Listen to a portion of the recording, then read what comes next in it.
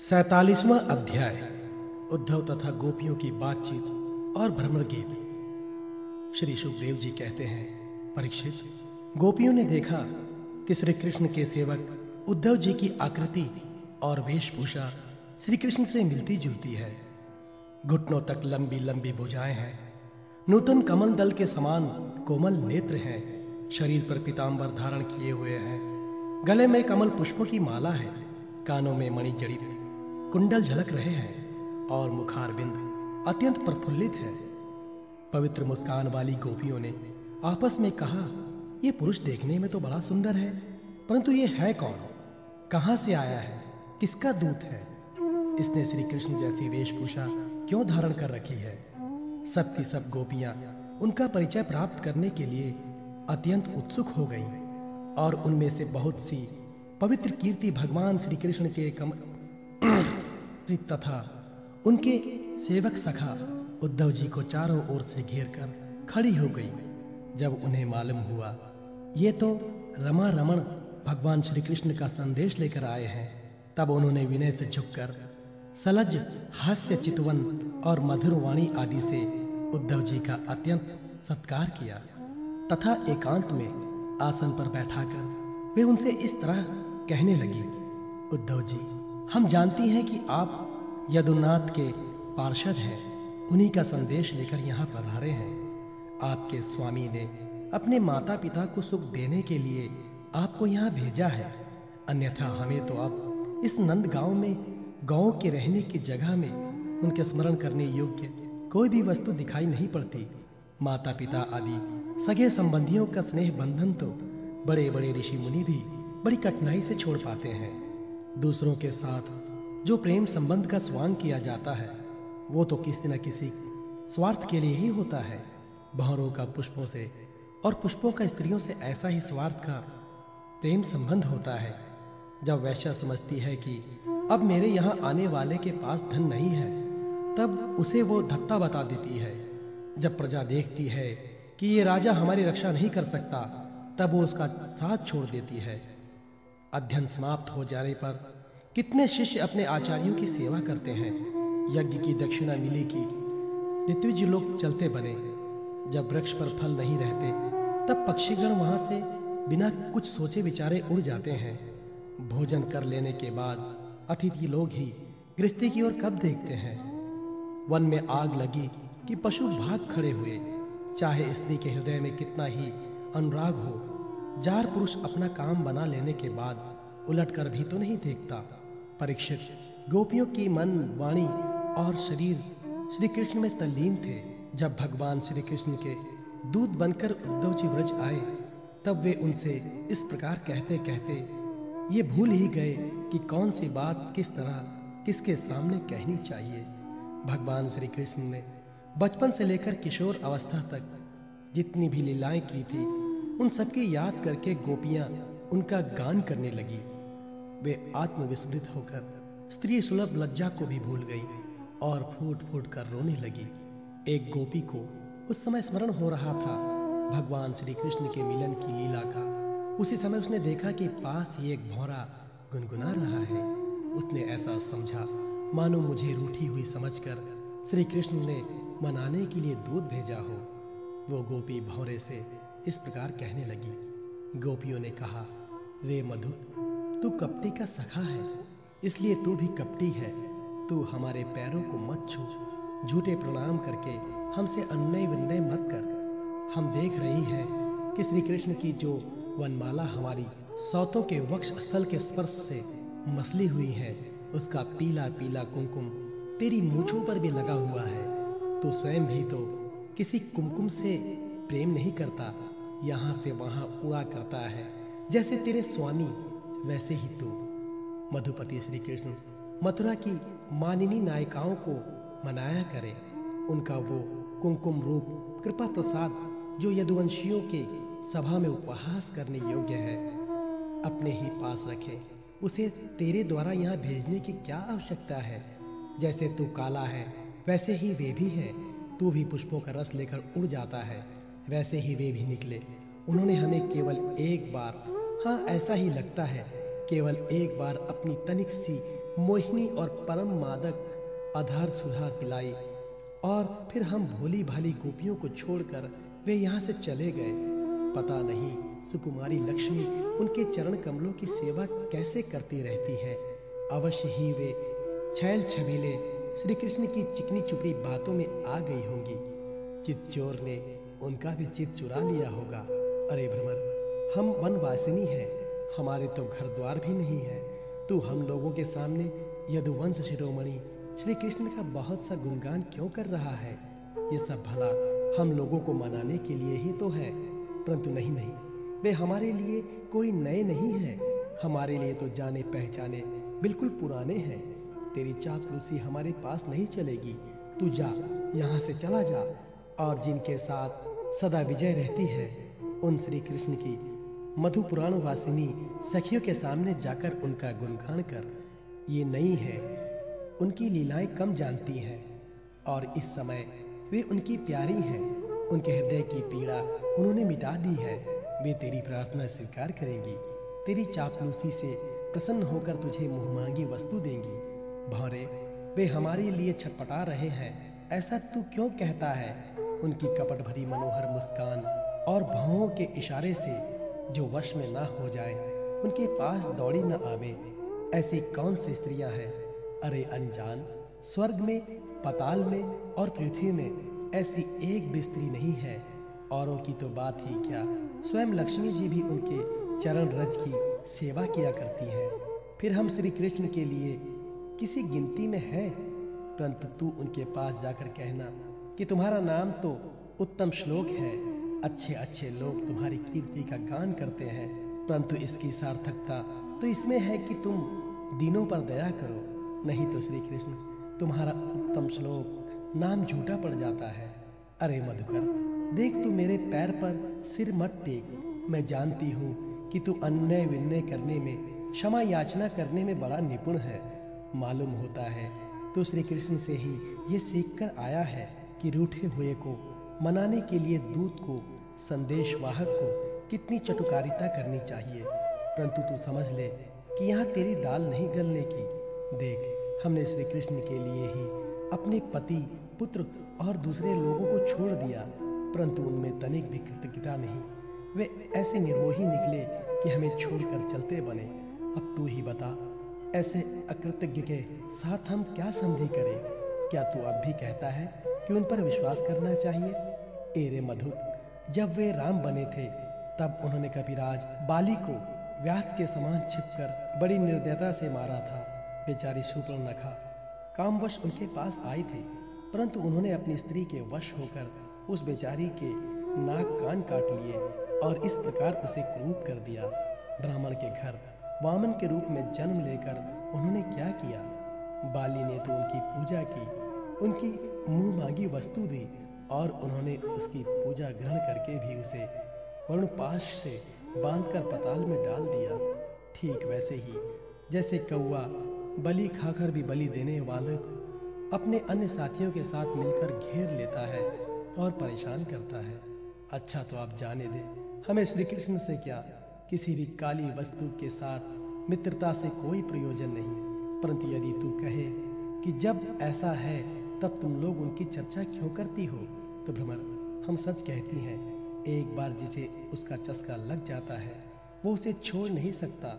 ऐसी दशा में हम चाहने पर भी उनकी चर्चा छोड़ नहीं सकती। श्री कृष्ण की लीला रूप कणामृत के एक कण का भी जो रसवादन कर लेता है, उसके राग द्वेष, सुख दुख आदि सारे द्वंद्व छूट जाते हैं। यहाँ तक कि बहुत से लोग तो अपनी दुखमय दुख से सनी हुई घर गृहस्थी छोड़कर अकिंचन हो जाते हैं, अपने पास कुछ भी संग्रह प्रग्रह नहीं रखते और पक्षियों की तरह चुन चुन कर भीख मांग कर अपना पेट भरते हैं, दीन दुनिया से जाते रहते हैं, फिर भी श्री कृष्ण की लीला कथा छोड़ नहीं पाते। वास्तव में उसका रस, उसका चस्का ऐसा ही है। यही दशा हमारी हो रही है।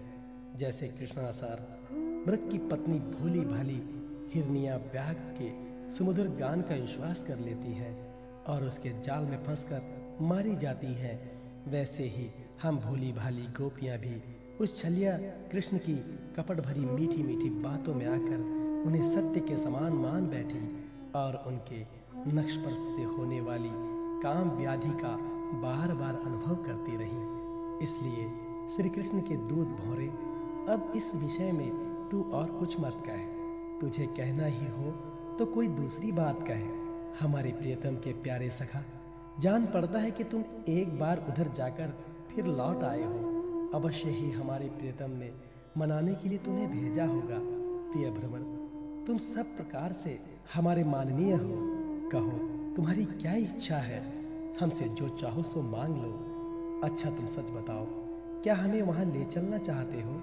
अजी, उनके पास जाकर लौटना बड़ा कठिन है। हम तो उनके पास जा चुकी हैं, परंतु तुम हमें वहां ले जाकर करोगे क्या? प्यारे भ्रमर, उनके साथ उनके वक्षस्थल पर जो उनकी प्यारी पत्नी लक्ष्मी जी सदा रहती है ना, तब वहां हमारा निर्वाह कैसे होगा? अच्छा, हमारे प्रियतम के प्यारे दूत मधुकर, हमें ये बतलाओ कि आर्यपुत्र भगवान श्री कृष्ण गुरुकुल से लौटकर मधुपुरी में अब सुख से तो हैं? क्या वे कभी नंद बाबा, यशोदा रानी, यहाँ के घर सगे संबंधी और ग्वाल बालों की भी याद करते हैं? और क्या हम दासियों की भी कोई बात कभी चलाते हैं? प्यारे भ्रमर, हमें ये भी बतलाओ कि कभी वे अपनी अगर के समान दिव्य सुगंध से युक्त भुजा हमारे सिरों पर रखेंगे? क्या हमारे जीवन में कभी ऐसा शुभ अवसर भी आएगा? श्री सुखदेव जी कहते हैं, परीक्षित, गोपियां भगवान श्री कृष्ण के दर्शन के लिए अत्यंत उत्सुक, ललायित हो रही थी, उनके लिए तड़प रही थी। उनकी बातें सुनकर उद्धव जी ने उन्हें उनके प्रियतम का संदेश सुनाकर सांत्वना देते हुए इस प्रकार कहा। उद्धव जी ने कहा, अहो गोपियों, तुम कृतकृत्य हो, तुम्हारा जीवन सफल है। देवियों, तुम सारे संसार के लिए पूजनीय हो, क्योंकि तुम लोगों ने इस प्रकार भगवान श्री कृष्ण को अपना हृदय, अपना सर्वस्व समर्पित कर दिया है। दान, व्रत, तप, होम, जप, वेदाध्यान, ध्यान धारणा, समाधि और कल्याण के अन्य विविध साधनों के द्वारा भगवान की भक्ति प्राप्त हो, यही प्रयत्न किया जाता है। ये बड़े सौभाग्य की बात है कि तुम लोगों ने पवित्र कीर्ति भगवान श्री कृष्ण के प्रति वही सर्वोत्तम प्रेम भक्ति प्राप्त की है और उसी का आदर्श स्थापित किया है, जो बड़े बड़े ऋषि मुनियों के लिए भी अत्यंत दुर्लभ है। सचमुच ये कितने सौभाग्य की बात है कि तुमने अपने पुत्र, पति, देह, स्वजन और घरों को छोड़कर पुरुषोत्तम भगवान श्री कृष्ण को, जो सबके परम पति हैं, पति के रूप में वर्ण किया। महाभाग्यवती गोपियों, भगवान श्री कृष्ण के वियोग से तुमने उन इंद्रियातीत परमात्मा के प्रति वो भाव प्राप्त कर लिया है जो सभी वस्तुओं के रूप में उनका दर्शन करता है। तुम लोगों का वो भाव मेरे सामने भी प्रकट हुआ। ये मेरे ऊपर तुम देवियों की बड़ी ही दया है। मैं अपने स्वामी का गुप्त काम करने वाला दूत हूँ। तुम्हारी प्रियतम भगवान श्री कृष्ण ने तुम लोगों को परम सुख देने के लिए ये प्रिय संदेश भेजा है। कल्याणियों, वही लेकर मैं तुम लोगों के पास आया हूँ। अब उसे सुनो। भगवान श्री कृष्ण ने कहा है, मैं सबका उपादान कारण होने से सबकी आत्मा हूँ, सब में अनुगत हूँ, इसलिए मुझसे कभी भी तुम्हारा वियोग नहीं हो सकता। जैसे संसार के सभी भौतिक पदार्थों में आकाश, वायु, अग्नि, जल और पृथ्वी, ये पांचों भूत व्याप्त हैं। इन्हीं से सब वस्तुएं बनी है और यही उन वस्तुओं के रूप में है। वैसे ही मैं मन, प्राण, पंचभूत, इंद्रिय और उनके विषयों का आश्रय हूँ। वे मुझ में हैं, मैं उनमें हूँ, और सच पूछो तो मैं ही उनके रूप में प्रकट हो रहा हूँ। मैं ही अपनी माया के द्वारा भूत, इंद्रिय और उनके विषयों के रूप में होकर उनका आश्रय बन जाता हूँ तथा स्वयं निमित्त भी बनकर अपने आप को ही रचता हूँ, पालता हूँ और समेट लेता हूँ। आत्मा माया और माया के कार्यों से पृथक है। वो विशुद्ध ज्ञान स्वरूप जड़ प्रकृति, अनेक जीव तथा अपने ही आवंतर भेदों से रहित सर्वदा शुद्ध है। कोई भी गुण उसका स्पर्श नहीं कर पाते। माया की तीन वृत्तियां हैं, सुषुप्त, स्वप्न और जागृत। उनके द्वारा वो अखंड अनंत भूत स्वरूप आत्मा कभी प्राज्ञ तो कभी तेजस और कभी विश्व रूप से प्रतीत होता है। मनुष्य को चाहिए कि वो समझे कि स्वप्न में दिखने वाले पदार्थों के समान ही जागृत अवस्था में इंद्रियों के विषय भी प्रतीत हो रहे हैं, वे मिथ्या है। इसलिए उन विषयों का चिंतन करने वाले मन और इंद्रियों को रोक ले और मानो सोकर उठा हो। इस प्रकार जगत के विषयों को त्याग कर मेरा साक्षात्कार करे। जिस प्रकार सभी नदियां घूम फिर कर समुद्र में पहुंचती हैं, उसी प्रकार मनस्वी पुरुषों का वेदाभ्यास, योग साधना, आत्मनात्म विवेक, त्याग, तपस्या, इंद्रिय संयम और सत्य आदि समस्त धर्म मेरी प्राप्ति में ही समाप्त होते हैं। सबका सच्चा फल है मेरा साक्षात्कार, क्योंकि वे सब मन को निरुद्ध करके मेरे पास पहुंचते हैं। गोपियों, इसमें संदेह नहीं है कि मैं तुम्हारे नयनों का ध्रुव तारा हूँ, तुम्हारा जीवन सर्वस्व हूँ। किंतु मैं जो तुमसे इतना दूर रहता हूँ, उसका कारण है वो यही कि तुम निरंतर मेरा ध्यान कर सको। शरीर से दूर रहने पर भी मन से तुम मेरे सानिध्य का अनुभव करो। अपना मन मेरे पास रखो, क्योंकि स्त्रियों और अन्य नए प्रेमियों का चित्त अपने परदेशी प्रियतम जितना निश्चल भाव से लगा रहता है, उतना आंखों के सामने पास रहने वाले प्रियतम में नहीं लगता। अशेष वृत्तियों से रहित संपूर्ण मन मुझ में लगाकर जब तुम लोग मेरा अनुस्मरण करोगी, तब शीघ्र ही सदा के लिए मुझे प्राप्त हो जाओगी। कल्याणियों, जिस समय मैंने वृंदावन में शारदीय पूर्णिमा की रात्रि में रास क्रीड़ा की थी, उस समय जो गोपियां स्वजनों के रोक लेने से व्रज में ही रह गईं, मेरे साथ रास विहार में सम्मिलित ना हो सकी, वे मेरी लीलाओं का स्मरण करने से ही मुझे प्राप्त हो गई थी। तुम्हें भी मैं मिलूंगा अवश्य, निराश होने की कोई बात नहीं है। श्री सुखदेव जी कहते हैं, परीक्षित, अपने प्रियतम श्री कृष्ण का ये संदेश सुनकर गोपियों को बड़ा आनंद हुआ। उनके संदेश से उन्हें श्री कृष्ण स्वरूप और एक एक लीला की याद आने लगी। प्रेम से भरकर उन्होंने उद्धव जी से कहा। गोपियों ने कहा, उद्धव जी, ये बड़े सौभाग्य की और आनंद की बात है कि यदुवंशियों को सताने वाला पापी कंस अपने अनुयायियों के साथ मारा गया। ये भी कम आनंद की बात नहीं है कि श्री कृष्ण के बंधु बांधव और गुरुजनों के सारे मनोरथ पूर्ण हो गए तथा अब हमारे प्यारे श्याम सुंदर उनके साथ सकुशल निवास कर रहे हैं। किंतु उद्धव जी, एक बात हमें आप बतलाइए। जिस प्रकार हम अपनी प्रेम भरी लजीली मुस्कान और उन्मुक्त चितवन से उनकी पूजा करती थीं और वे भी हमसे प्यार करते थे, उसी प्रकार मथुरा की स्त्रियों से भी वे प्रेम करते हैं या नहीं? तब तक दूसरी गोपी बोल उठी, अरे सखा, हमारे प्यारे श्याम सुंदर तो प्रेम की मोहिनी कला के विशेषज्ञ हैं। सभी श्रेष्ठ स्त्रियां उनसे प्यार करती हैं। फिर भला जब नगर की स्त्रियां उनसे मीठी मीठी बातें करेंगी और हाव भाव से उनकी ओर देखेंगी, तब वे उन पर क्यों न रीझेंगे? दूसरी गोपियां बोली, साधु, आप ये तो बतलाइए कि जब कभी नागरी नारियों की मंडली में कोई बात चलती है और हमारे प्यारे स्वच्छंद रूप से बिना किसी संकोच के जब प्रेम की बातें करने लगते हैं, तब क्या कभी प्रसंगवश हम गंवार ग्वालिनों की याद करते हैं? कुछ गोपियों ने कहा, उद्धव जी, क्या कभी श्री कृष्ण उन रात्रियों का स्मरण करते हैं जब कमुदिनी तथा कुंदर के पुष्प खिले हुए थे, चारों ओर चांदनी छिटक रही थी और वृंदावन अत्यंत रमणीय हो रहा था? उन स्त्रियों में ही उन्होंने रास मंडल बनाकर हम लोगों के साथ नृत्य किया था। कितनी सुंदर थी वो रास लीला। उस समय हम लोगों के पैरों के नूपुर रुंझुन रुंझुन बज रहे थे। हम सब सखियां उन्हीं की सुंदर सुंदर लीलाओं का गान कर रही थी और वे हमारे साथ नाना प्रकार के विहार कर रहे थे। कुछ दूसरी गोपियां बोल उठी, उद्धव जी, हम सब तो उन्हीं के विरह की आग में जल रही हैं। देवराज इंद्र जैसे जल बरसाकर वन को हरा भरा कर देते हैं, उसी प्रकार क्या कभी श्री कृष्ण भी अपने कर स्पर्श आदि से हमें जीवन दान देने के लिए यहाँ आवेंगे? तब तक एक गोपी ने कहा, अरे सखी, अब तो उन्होंने शत्रुओं को मारकर राज्य पा लिया है। जिसे देखो वही उनका सुहृद बना फिरता है। अब वे बड़े बड़े नरपतियों की कुमारियों से विवाह करेंगे, उनके साथ आनंद पूर्वक रहेंगे। यहाँ हम गवारिनियों के पास क्यों आएंगे? दूसरी गोपी ने कहा, नहीं सखी, महात्मा श्री कृष्ण तो स्वयं लक्ष्मीपति हैं, उनकी सारी कामनाएं पूर्ण ही हैं, वे कृत्य हैं।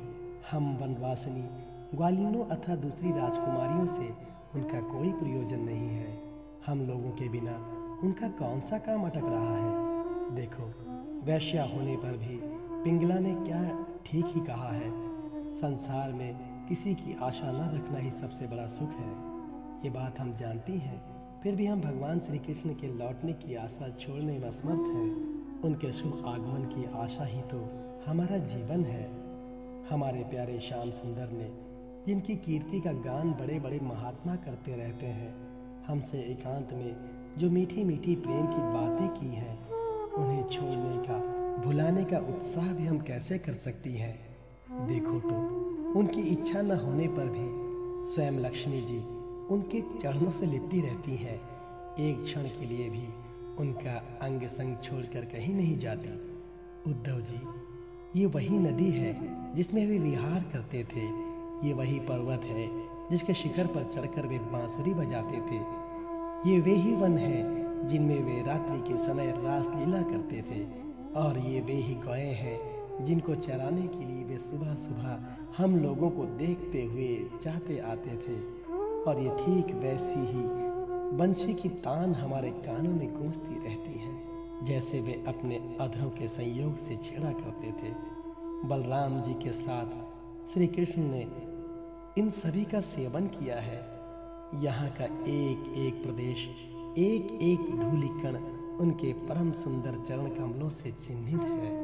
इन्हें जब जब हम देखती हैं, सुनती हैं, दिन भर यही तो करती रहती हैं, तब तब वे हमारे प्यारे श्याम सुंदर नंद नंदन को हमारे नेत्रों के सामने लाकर रख देती है।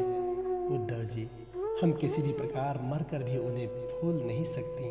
उनकी वो हंस की सी सुंदर चाल, उन्मुक्त हास्य, विलासपूर्ण चितवन और मधुमयी वाणी, आह, उन सब ने हमारा चित्त चुरा लिया है। हमारा मन हमारे वश में नहीं है। अब हम उन्हें भूलें तो किस तरह? हमारे प्यारे श्री कृष्ण, तुम ही हमारे जीवन के स्वामी हो, सर्वस्व हो।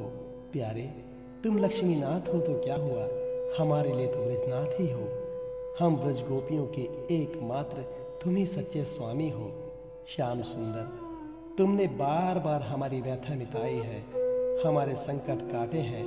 गोविंद, तुम गौओं से बहुत प्रेम करते हो, क्या हम गौएं नहीं हैं?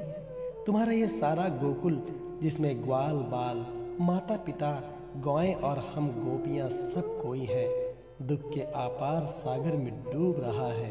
तुम इसे बचाओ, आओ हमारी रक्षा करो।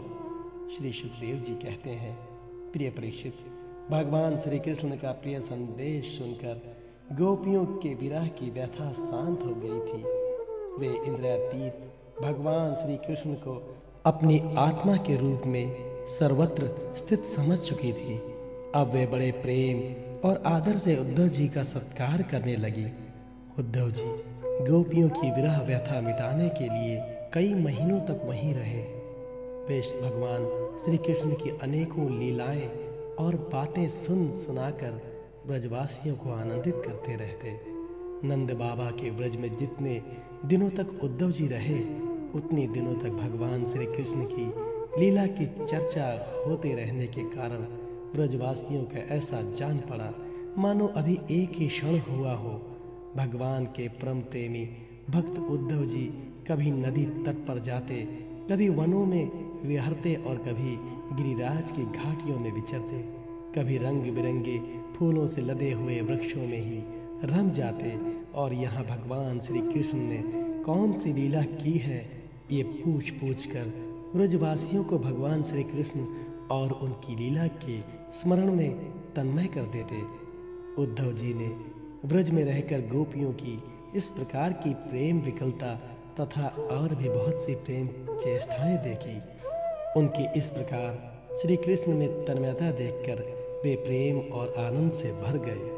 अब वे गोपियों को नमस्कार करते हुए इस प्रकार गान करने लगे, इस पृथ्वी पर केवल इन गोपियों का ही शरीर धारण करना श्रेष्ठ एवं सफल है, क्योंकि वे सर्वात्मा भगवान श्री कृष्ण के परम प्रेममय दिव्य महाभाव में स्थित हो गई हैं।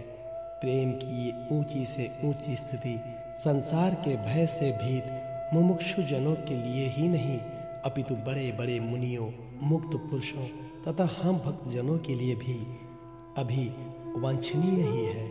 हमें उसकी प्राप्ति नहीं हो सकी।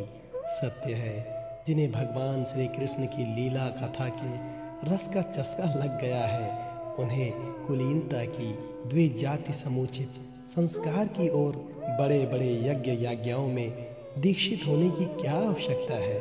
अथवा यदि भगवान की कथा का रस नहीं मिला, उसमें रुचि नहीं हुई, तो अनेक महाकल्पों तक बार बार ब्रह्मा होने से भी क्या लाभ।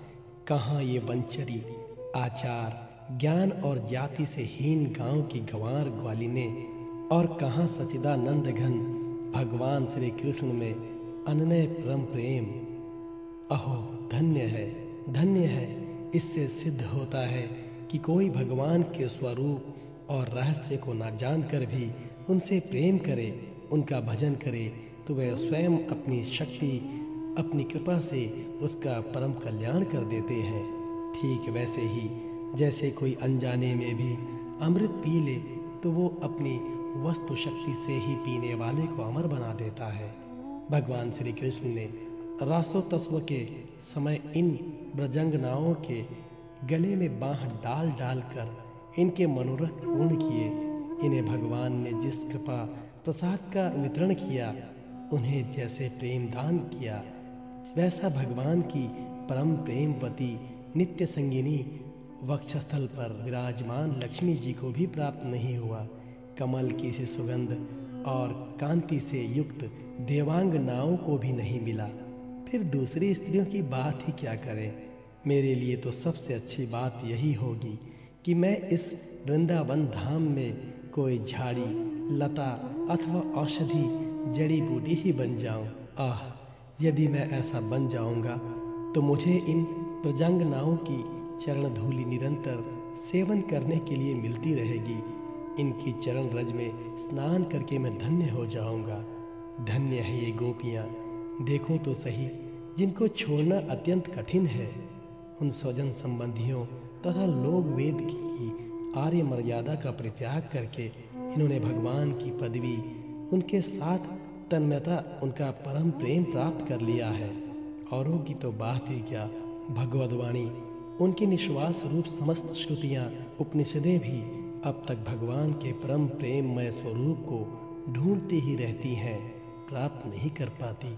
स्वयं भगवती लक्ष्मी जी जिनकी पूजा करती रहती हैं, ब्रह्मा, शंकर आदि परम समर्थ देवता, पूर्ण काम, अंतरात्मा और बड़े बड़े योगेश्वर अपने हृदय में जिनका चिंतन करते रहते हैं, भगवान श्री कृष्ण के उन्हीं चरणार बिंदुओं को रास लीला के समय गोपियों ने अपने वक्षस्थल पर रखा और उनका आलिंगन करके अपने हृदय के जलन, विरह, व्यथा शांत की। नंद बाबा के ब्रज में रहने वाली गोपांगनाओं की चरण धूलि को मैं बारंबार प्रणाम करता हूँ, उसे सिर पर चढ़ाता हूँ। आह, इन गोपियों ने भगवान श्री कृष्ण की लीला कथा के संबंध में जो कुछ गान किया है, वो तीनों लोकों को पवित्र कर रहा है और सदा सर्वदा पवित्र करता रहेगा। श्री सुखदेव जी कहते हैं, परीक्षित, इस प्रकार कई महीनों तक ब्रज में रहकर उद्धव जी ने अब मथुरा जाने के लिए गोपियों से नंद बाबा और यशोदा मैया से आज्ञा प्राप्त की। ग्वाल बालों से विदा लेकर वहां से यात्रा करने के लिए वे रथ पर सवार हुए।